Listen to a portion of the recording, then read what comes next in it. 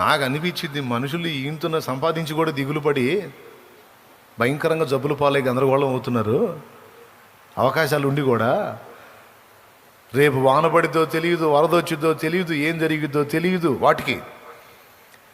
కానీ ఈ రోజుకి అంత ఆహారం తిని అవి పడే పాటలు చూడాలా, ఏమి కిలకిలలో కళకలలో. బ్రదర్స్, స్తోత్రం. అసలు అంత ప్రశాంతంగా ఎలా, మీరు నమ్మండి నమ్మపోండి, నాకు అనిపించింది దేవుడు అవకాశం ఇచ్చి చిలకలాగా మారే ఛాన్స్ ఇస్తే నేను కూడా చిలకలాగా మారి రెక్కలతో ఎగురుతూ అసలు అవి సంతోషిస్తున్న ఆనందంలో నేను కూడా పాలుపంపులు పొందితే ఎంత బాగుండి అనిపిస్తుంది. అంత సందడిగా ఉంటాయండి. కూర్చుంటాయి, పరిగెత్తుకుంటూ వచ్చి కూర్చుంటాయి, మళ్ళీ సడన్గా లెగుస్తాయి, కిలకిల తిరుగుతాయి, మళ్ళీ కాసేపు అల్లు ప్రాంగనే మళ్ళీ వచ్చి కూర్చొని అసలు వాటి సందడి మామూలుగా ఉండదు. కొంతమంది ఇళ్లలో జాలీల్లో పెట్టి చూస్తుంటారు, అక్కడ వాటి హ్యాపీనెస్ కనపడదు. న్యాచురల్గానే ప్రకృతి సిద్ధంగానే చూడాల.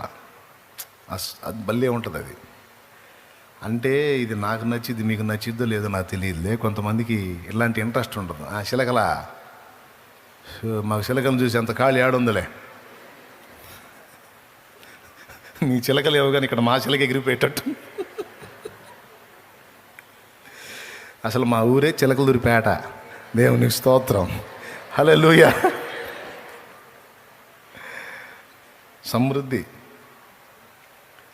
నాకు సంతోషం. వాటికి ఎంత విశ్వాసం. అమ్మో రేపు ఆనబడితే ఎట్లా, మనం ఎగరాతి కాదు, మన రెక్కలు తడిసిపోతాయి, మనకు ఆహారం దొరకదన్న చింత వాటికి లేదు. అవి ఎంత సృష్టికర్త మీద డిపెండ్ అయ్యాయి.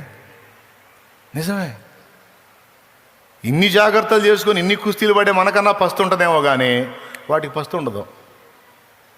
మరి ఎట్లా లైన్ చేస్తాడో ఏమో, ఏ రోజుకు ఆ రోజు ఆ చిన్ని పొట్టలకు కావాల్సిన ఆహారం రెడీ చేసి అందిస్తాడు ఆయన.